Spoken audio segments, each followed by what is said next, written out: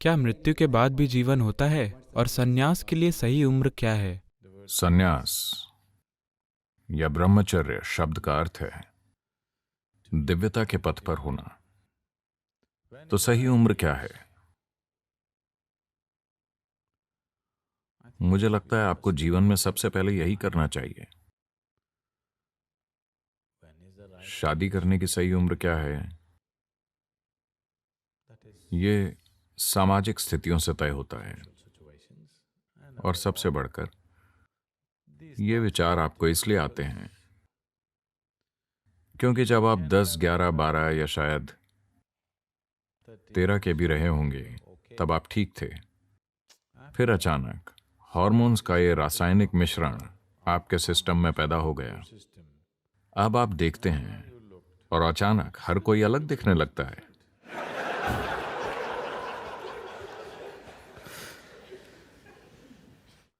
एक बार ऐसा हुआ, शंकरन पिल्लई एक पार्टी में गए और वहां से आकर उन्होंने अपनी पत्नी से कहा, तुम्हें पता है शराब तुम्हें बहुत सुंदर बना देती है।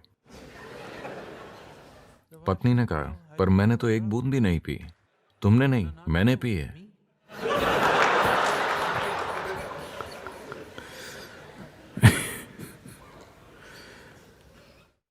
तो कुछ हार्मोन आपके सिस्टम में घुस गए और अचानक सब कुछ अलग दिखने लगा। जब ये हार्मोन आपके सिस्टम को छोड़ देता है तब आप अपनी अतीत को देखकर सोचते हैं, क्या मैंने ये सारी चीजें की? उनके आने से पहले भी ये इसी तरह दिखता था, उनके जाने के बाद भी सब इसी तरह दिखता है। उस बीच के अंतराल में जब आपके भीतर चोट होती है तो अचानक सब कुछ अलग दिखने लगता है। बहुत कम मनुष्य इस चुभन को दरकिनार कर पाते हैं और जीवन को वैसा ही देखते हैं जैसा वो है। और तब वो इस चुभन का उसी हद तक भोग करते हैं जहां तक जरूरी है। बाकी सबको यही चलाती है, वो अपने जीवन को इसी के इर्द गिर्द आकार देते हैं। तो संन्यास का अर्थ बस यही है कि आप अपने जीवन को आपके सिस्टम पर होने वाले रसायनों के अस्थायी प्रभाव के आसपास नहीं कर रहे। ये थोड़ा सा नशा है, अचानक सब कुछ अलग दिखने लगता है। तो मुझे इन चीजों से परे कब जाना चाहिए? Sannyas is not a process of suppression or denial. संन्यास दमन या नकारने की प्रक्रिया नहीं है, ये पार जाने की प्रक्रिया है। तो आपको पार कब जाना चाहिए? जितना जल्दी हो सके। हाँ, आपको दमन कब करना चाहिए? कभी नहीं, क्योंकि दमन कोई समाधान नहीं है। परे जाना समाधान है। परे जाना सिर्फ समाधान नहीं है, ये उससे कहीं परे है, ये समस्या से भी परे है। तो जब भी हम अपनी सीमाओं में फंस जाते हैं, हम ये सोचने लगते हैं कि ये सीमा ही इकलौती सच्चाई है। ये सीमा इकलौती सच्चाई नहीं है। आपको याद ही है कि जब आप बच्चे थे तब कामुकता नहीं थी और इससे परे जाने की कोई बात नहीं होती थी, है कि नहीं? हाँ, तो ये एक बीच का दौर है।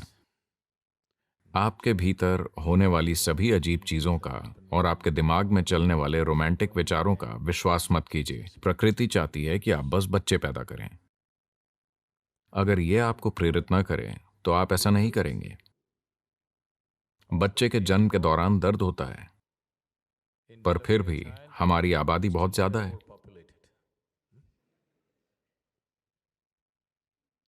अगर भीतर से पर्याप्त प्रेरणा नहीं होती तो ऐसा नहीं होता। आपको भीतर से चुभोया गया है, भीतर से धोखा दिया गया है। Once your hormones hijacked your intelligence, after that, wherever you look, you see only that. जब आपके हार्मोन्स आपकी बुद्धि पर कब्जा कर लेते हैं, तब आप जो भी देखेंगे आपको केवल वही दिखाई देगा। उससे परे जाने के लिए एक तरह की जागरूकता और क्षमता जरूरी है। बात नकारने की नहीं है, बात उससे परे देखने की है। जब आप उससे परे देख लेते हैं तो आप उसकी सीमाओं को समझ जाते हैं। जो सीमित है उसे सीमित तरीके से ही संभालना चाहिए। आपको उसके लिए अपना पूरा जीवन लगाने की जरूरत नहीं है ना? आपके जीवन के एक छोटे से पहलू पर सिर्फ उतना ही ध्यान दिया जाना चाहिए।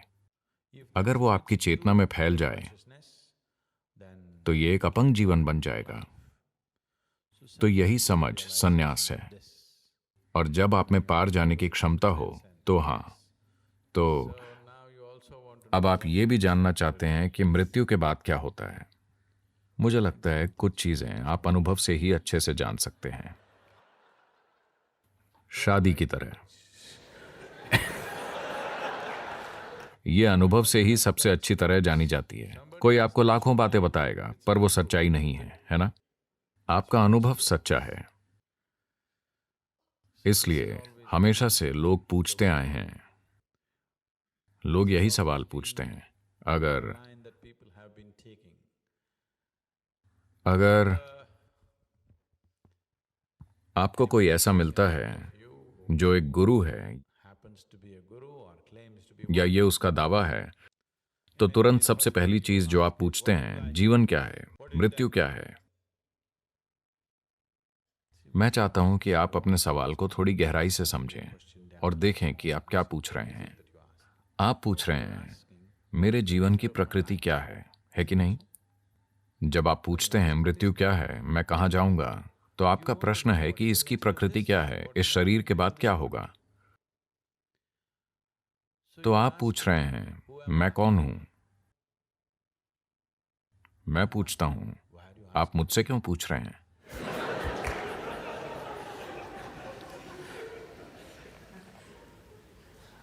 देखिए, अगर आप सड़क पर जाएं और किसी से पूछें आप कौन हैं, तो ठीक है। अगर आप सड़क पर जाकर किसी से पूछते हैं मैं कौन हूं, तो आप तुरंत गिरफ्तार हो जाएंगे।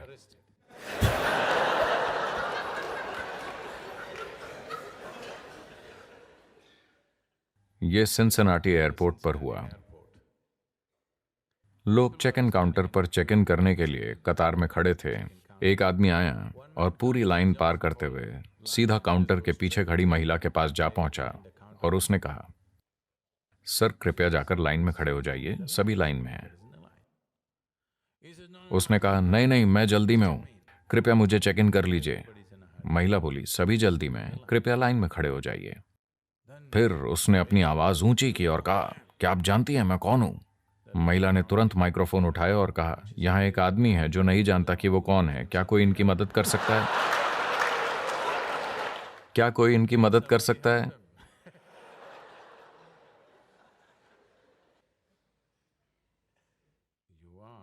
आप अभी जीवित हैं। अगर आप जानना चाहते हैं कि ये क्या है, तो आपको यहीं देखना चाहिए, कहीं और नहीं। तो बदकिस्मती से आप मेरे साथ हैं। अगर आप सही तरह के आध्यात्मिक लोगों के साथ होते तो उन्होंने तुरंत आपसे कहा होता, आप आत्मन हैं, आप हर जगह व्याप्त हैं, आप सदा हैं, आप ये हैं, आप ईश्वर का रूप हैं। आप मुझसे ये बकवास सुनना चाहते हैं? उन्होंने आपको ये सारी चीजें बताई होंगी। अब ये मत सोचिए कि मैं आपको भ्रमित कर रहा हूं, क्योंकि मुझे ये कोशिश करने की जरूरत नहीं है। आप पहले से ही भ्रमित हैं। क्या मुझे उस दिशा में कोई कोशिश करने की जरूरत है? मुझे कोशिश करने की जरूरत नहीं है। आप पूरी तरह भ्रमित हैं, है ना? पर भ्रम में होना एक बेहतर अवस्था है, बजाय मूर्खतापूर्ण निष्कर्षों के। हाँ, बेवकूफी भरे निष्कर्ष निकालने के बजाय भ्रमित होना एक बेहतर अवस्था है। निष्कर्ष मतलब मृत्यु, भ्रम मतलब अभी एक संभावना है। हाँ या ना? भ्रम का अर्थ है अब भी संभावना है, आप अब भी खोज रहे हैं। निष्कर्ष मृत्यु है, आप खत्म हो गए, आपका मामला खत्म, मैं आत्मन हूं, आपकी कहानी खत्म। तो मृत्यु में क्या होता है, हमें कुछ समय में पता चल जाएगा। इस समय अभी क्या हो रहा है? अगर आप एक केला खाते हैं तो केला इंसान बन जाता है। अभी कुछ असाधारण हो रहा है ना? चलिए पता लगाते हैं अभी क्या हो रहा है। यहाँ अंदर कुछ है जो ब्रेड के एक टुकड़े को इंसान बना सकता है। हमें जरूर पता लगाना चाहिए कि अभी क्या हो रहा है। अगर आप अपने अस्तित्व की भौतिकता से परे कुछ अनुभव करें कि अभी क्या हो रहा है, तो शरीर खत्म हो जाने के बाद भी आपको पता होगा कि क्या हो रहा है। अगर आप उसे अभी नहीं जान पाते तो आप कैसे जानेंगे कि मृत्यु के बाद क्या है? So if you are looking for spirituality, for solace or for entertainment, you just came to the wrong place.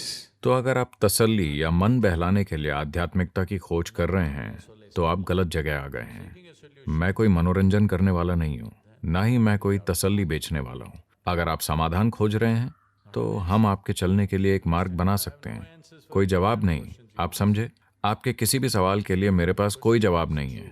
अगर सवाल सच्चा है, अगर सवाल खरा है, अगर अज्ञान की पीड़ा आपको बेचैन कर रही है, अगर नहीं जानने की पीड़ा सच में आपको परेशान कर रही है, तो मैं आपको एक तरीका दे सकता हूँ। मैं आपको समाधान खोजने का तरीका बता सकता हूँ, पर मेरे पास कोई जवाब नहीं है, क्योंकि सारे जवाब बस कहानियां हैं जो या तो आपको तसल्ली देंगी या आपका मन बहलाएंगी।